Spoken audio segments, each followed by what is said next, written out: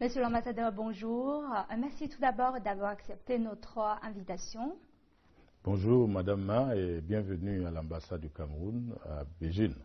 Et on sait que cette année est le 50e anniversaire de l'Organisation de l'Unité africaine qui a été remplacée par l'Union africaine en 2002. Donc qu'est-ce que ces 50 dernières années signifient pour vous?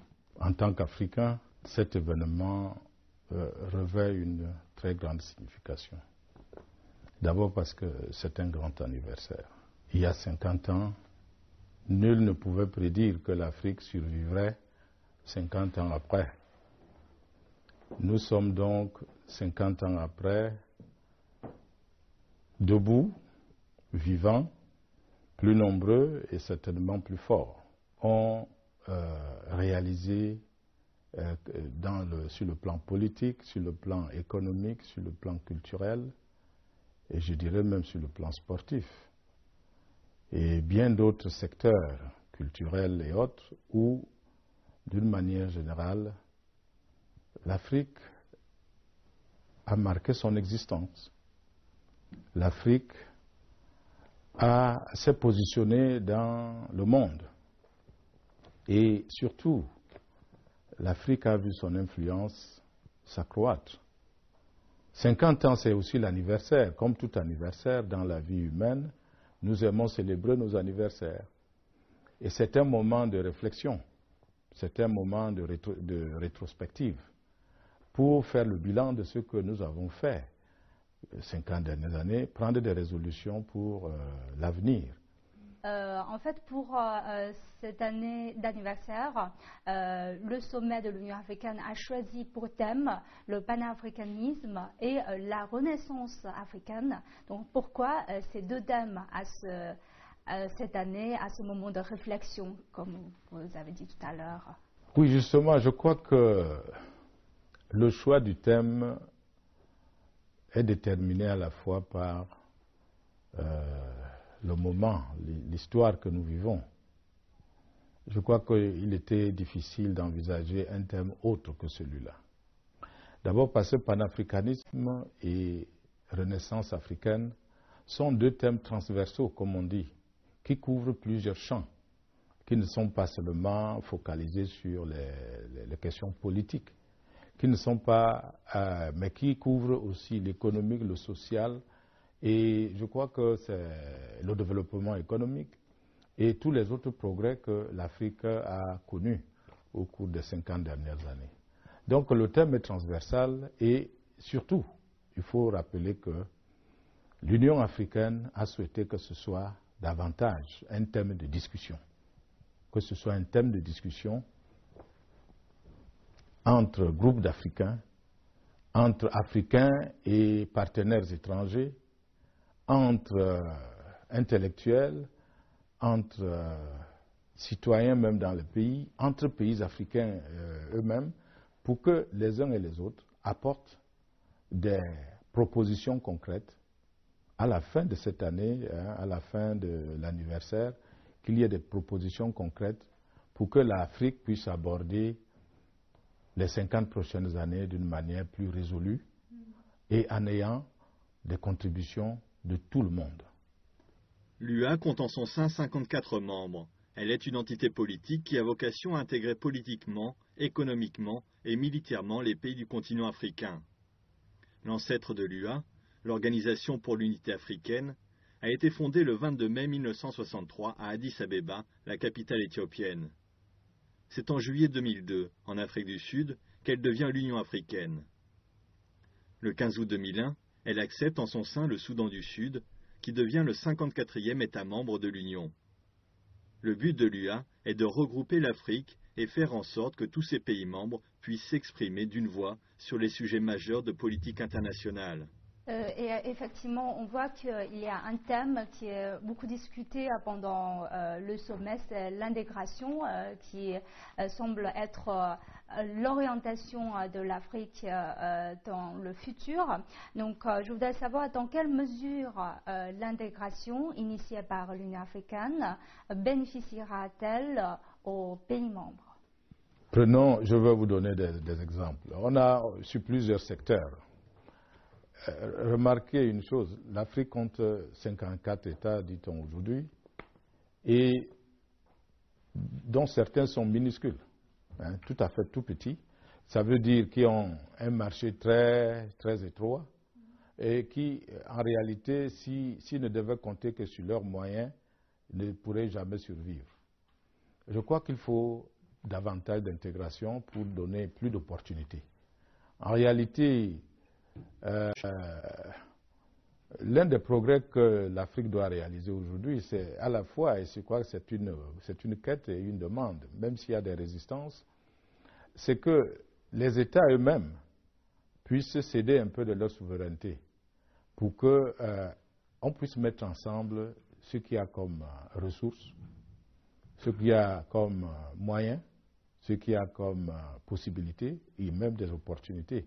Donc l'intégration interpelle les pays africains du plus grand au plus petit et interpelle les citoyens à l'intérieur des États, du plus pauvre au plus riche.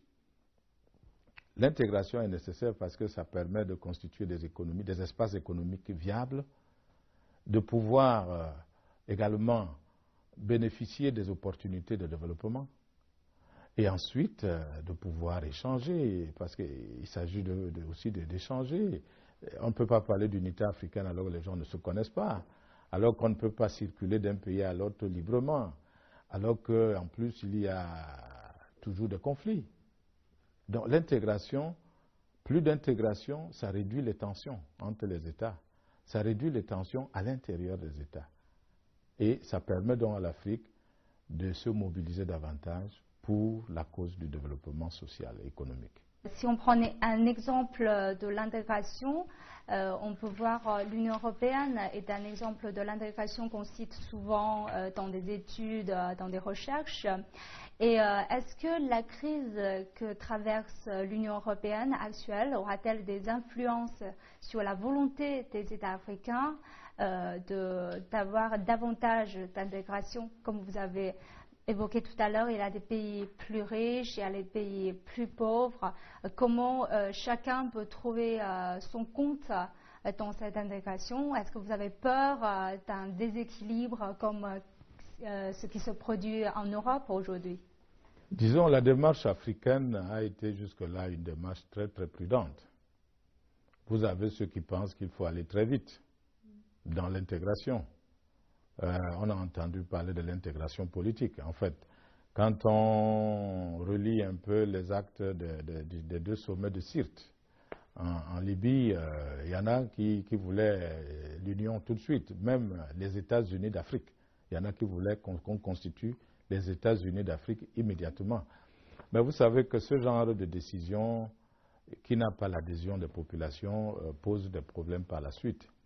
C'est un peu le problème avec l'Union européenne aujourd'hui. Les populations européennes estiment, dans certains cas, qu'on ne leur a pas dit toute la vérité, et qu'on ne les a pas toujours consultés dans certaines décisions, qui aujourd'hui, peut-être semblent leur poser des problèmes. Mais il y a aussi en retour des avantages que d'autres ne peuvent pas percevoir. Le citoyen ordinaire ne peut pas percevoir. L'Afrique est riche. Mais l'Afrique doit s'organiser maintenant de manière à intégrer les uns et les autres, tant entre États qu'à l'intérieur des États. L'intégration doit se poursuivre. Voyez-vous, les conflits qu'il y a en Afrique, dans nos États, pour certains, sont le résultat de l'exclusion. Parce que certains groupes ethniques, certains groupes estiment qu'ils ils ne reçoivent pas les dividendes, n'est-ce pas, de la fortune publique, dont constituent des groupes de révolte et manifestent publiquement leur mécontentement.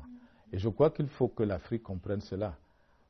Et c'est valable en politique. La démocratie veut que ce soit une démocratie participative. Donc il faut que les populations soient associées à la prise de décisions qui les concernent. Donc, de cette manière, on va réduire les tensions et permettre d'évoluer beaucoup plus sereinement. L'une des principales missions de l'UA est d'assurer et de promouvoir la paix et la stabilité sur le continent africain. Installer une paix et une stabilité durables est sans conteste le plus grand défi auquel fait face la Renaissance africaine. La paix trop fragile à l'heure actuelle est le souci premier des populations comme des investisseurs. Du golfe de Guinée au fleuve Congo, en passant par la Somalie, le Mali ou le Congo-Kinshasa, de nombreux pays sont embourbés dans des disputes locales qui sont la cause de nombreux problèmes. Il faut cependant reconnaître que les 54 États membres de l'UA ont pris conscience de l'importance de la paix et se sont renforcés dans la résolution des disputes par leurs propres moyens. Cette année, on a pu voir pendant la crise en République centrafricaine que la communauté économique des États d'Afrique centrale a promu la résolution rapide des différends et a reçu pour cela l'approbation de la communauté internationale. Par conséquent, de nombreux pays africains ont raison de croire que la paix et la stabilité ne sont plus un rêve inatteignable. Et par exemple, sur les conflits qui a connu l'Afrique ces derniers temps, par exemple sur le conflit de Mali ou d'autres conflits, comment voyez-vous le rôle de l'Union africaine? Qu'est-ce que le Cameroun attend de l'Union africaine sur le plan diplomatique? Disons, l'Union africaine, depuis sa création, s'est dotée d'un certain nombre d'organes. Il existe par exemple le Conseil de paix et de sécurité, qui travaille, au sein duquel le Cameroun joue un grand rôle. Le Cameroun est un siège dans ce Conseil de paix et de sécurité, je crois, depuis sa création. Et c'est pour dire que, ce Conseil joue son rôle, même si parfois les grandes puissances, quand leurs intérêts ne sont pas là, préfèrent ignorer l'appel de l'Afrique. On a vu ça dans certains cas, comme dans le cas libyen. Dans le cas libyen, l'Union africaine avait clairement indiqué qu'il ne fallait pas d'une intervention militaire. Mais certaines grandes puissances ont estimé que ce n'était pas dans leur intérêt de respecter la recommandation de l'Union africaine.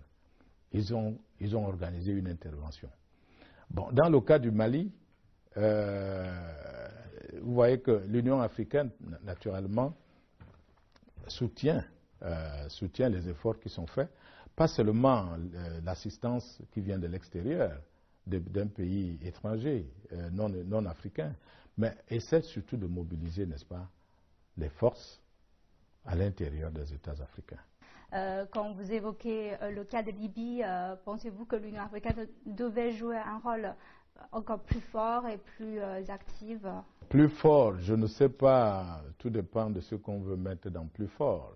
Militairement, nous n'avons pas les moyens de certaines grandes puissances militaires. Ce n'était pas certainement de ce point de vue que nous parlons. Mais par contre, la suggestion qui est faite, la proposition faite par l'Union africaine, doit être prise en compte par les puissances extérieures de l'Afrique. Nous ne voulons pas des interventions qui vont créer d'autres problèmes. Et la preuve aujourd'hui, c'est qu'il y a l'insécurité partout dans la zone, dans le désert, n'est-ce pas? Dans le sud de la Libye et dans le sud de l'Algérie, nous avons l'insécurité dans toute la zone. Et les armes légères circulent partout et menacent la sécurité à l'intérieur des États. Même au Cameroun, quand vous prenez le cas de Boko Haram, n'est-ce pas, qui est surarmé grâce à cet arsenal qu'ils ont récupéré peut-être de Libye, et les courants islamistes fondamentalistes, ils menacent au Cameroun. Il y a des prises d'otages. Donc ça veut dire quand il y a des contradictions entre la suggestion de l'Union africaine et les intérêts, comme vous avez dit, de certains pays occidentaux, comment trouver une solution? Bon, la solution, c'est assez difficile d'en imaginer une tout seul. Je peux dire tout simplement que nous souhaitons que les puissances étrangères à l'Afrique respectent la volonté des Africains. C'est d'abord, ça passe par là, parce que l'Union africaine veut de plus en plus jouer, apporter des solutions africaines aux problèmes africains. 50 ans déjà depuis sa fondation en 1963. L'Union africaine a beaucoup contribué au développement du continent africain, qui a connu de nombreuses crises depuis un demi-siècle. Pour les 50 années à venir, l'UA a présenté mardi l'agenda Vision 2063, un ensemble de propositions visant à augmenter la prospérité africaine grâce à une intégration et une solidarité accrues. L'agenda comprend des contenus de tous les domaines, dont l'économie, le commerce, l'agriculture, la sécurité alimentaire, les partenaires africains, la sécurité et la paix, ainsi que les droits des femmes. Et justement, je voudrais savoir où en était l'Union africaine à l'heure actuelle. Quelle est son étape de développement? Bien, l'Union africaine a mis en place un certain nombre de mécanismes. Prenons le cas, le NEPAD, nouveau partenariat pour le développement économique de l'Afrique, le NEPAD. Il y a eu le plan ou la déclaration d'Abuja. Il y a un certain nombre de plans qui ont été mis en place pour drainer toutes les réflexions et les moyens pour la recherche de son développement économique. Mais, comme je dis, les questions économiques vont de pair avec les questions de paix et de sécurité. Aujourd'hui, si l'Afrique ne peut pas avoir la paix dans ses frontières et à l'intérieur des frontières des États, c'est un problème très sérieux auquel l'Union africaine doit s'adresser parce qu'il n'y a pas de développement dans l'insécurité. Il n'y a pas de développement dans l'insécurité. Nous avons besoin aujourd'hui à la fois d'avoir une bonne maîtrise de notre espace pour mieux planifier notre développement économique, culturel, social, en tout cas dans tous les domaines scientifiques, technologiques. Et également, l'Afrique a besoin de citoyens bien éduqués, bien formés, de citoyens en bonne santé pour conduire l'action de développement. On ne peut rien faire avec les cadavres. On ne peut développer un pays qu'avec des personnes à la fois bien formées et en bonne santé.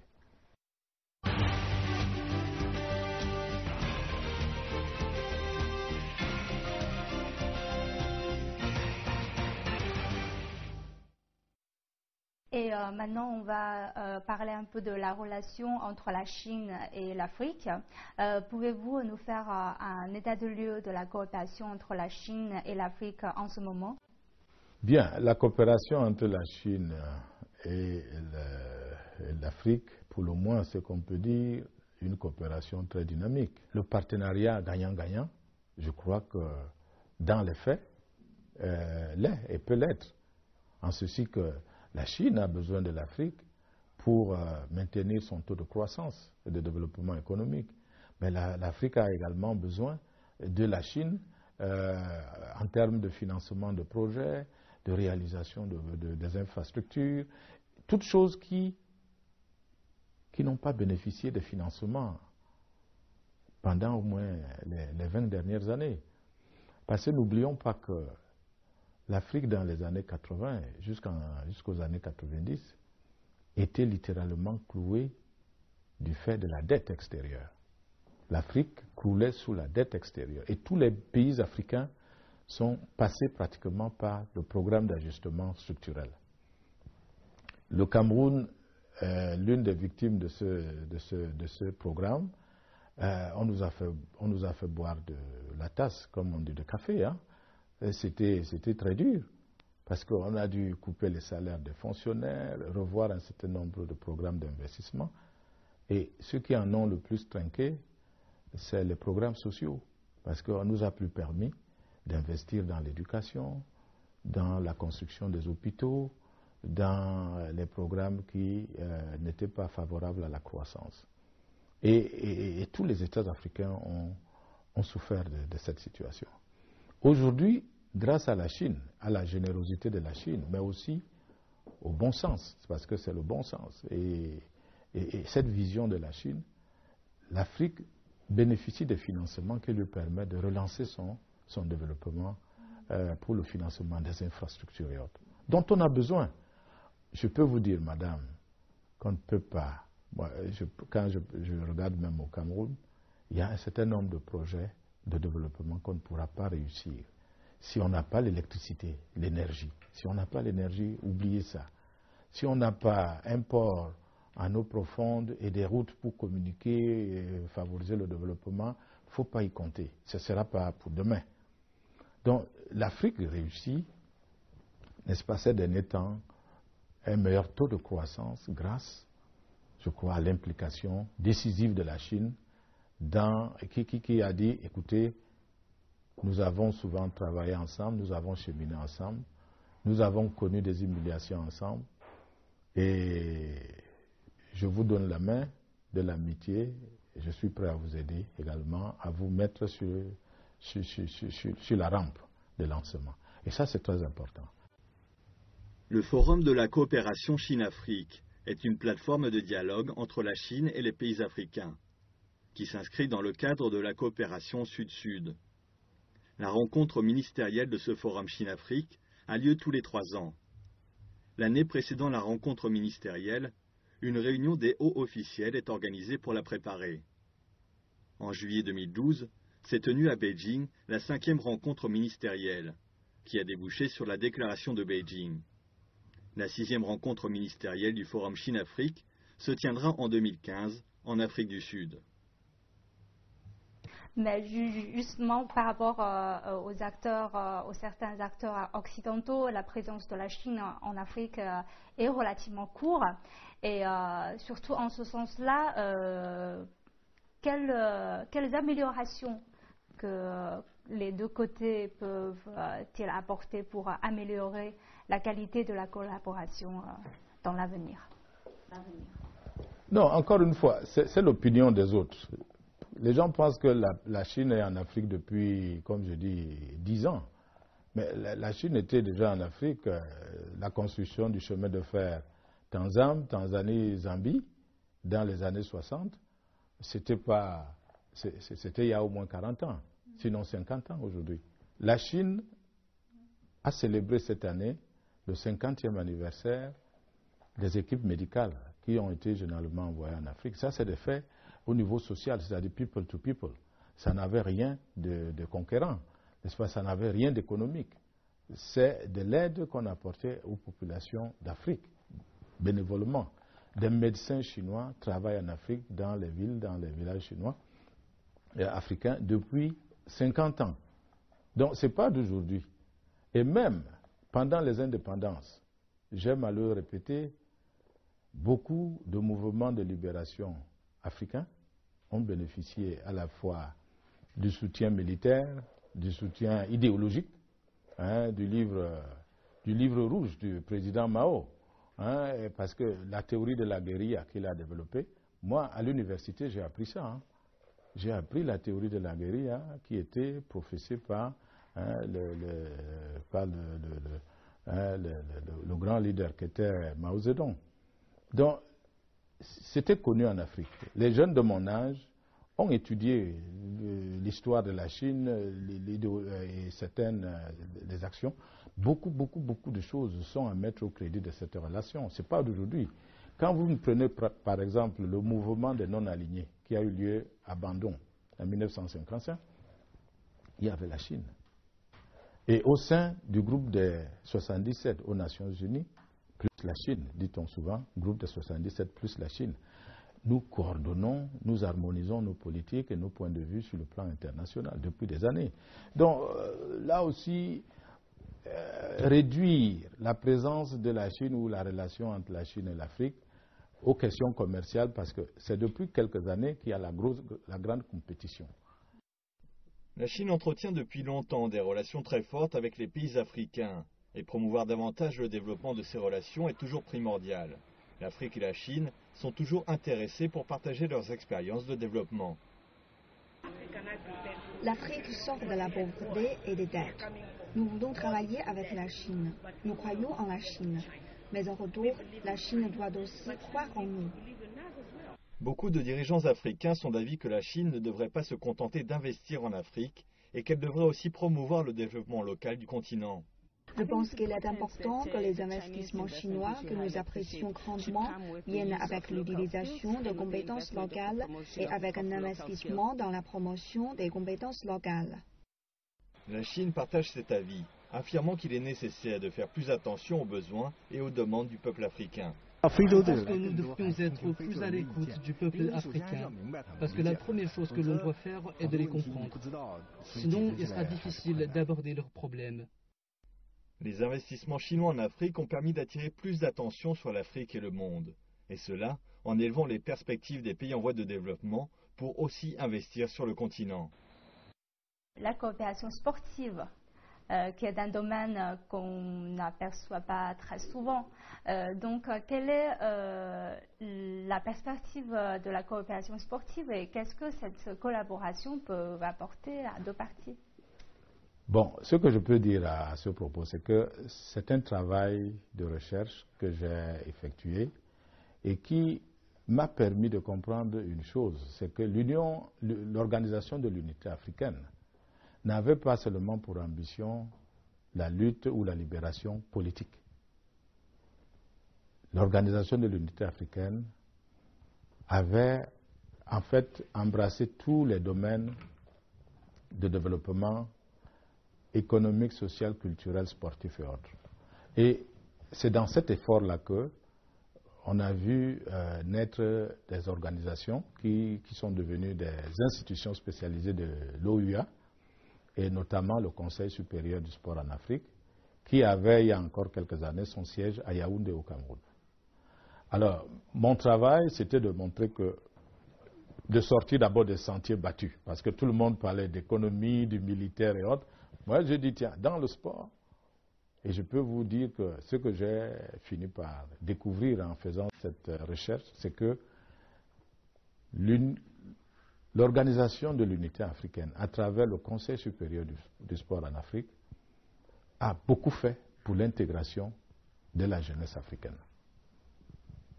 En organisant plusieurs fois les Jeux africains, en organisant les compétitions dans différentes disciplines sportives, le football, le volleyball, le basketball, je peux vous dire une chose, il y a des pays qui n'avaient pas d'ambassade dans tous les pays africains, mais parfois les footballeurs sont allés là-bas et ils ont joué. Ça a permis de resserrer les liens. Ce que je peux vous dire, c'est que oui, le sport unit. Le sport unit plus que nous ne pensons. Et je pense que ce que je veux dire, c'est que le sport est un lien social très fort. Et voyez-vous, le sport également est un reflet de ce qu'est la société. Si la société est ouverte, vous voyez que le sport également prospère. Et je crois que c'était aussi un élément. C'est un secteur dans lequel l'Afrique doit aussi investir. Parce que le sport, ce n'est pas seulement juste s'échauffer, transpirer. Il y a même toute une industrie du sport. N'est-ce pas? Vous le savez bien. Quand on voit les championnats de football en Europe ou la NBA aux États-Unis, ce n'est pas seulement juste le jeu sur le terrain, c'est beaucoup d'argent qui circule, qui autour, n'est-ce pas, de ces activités.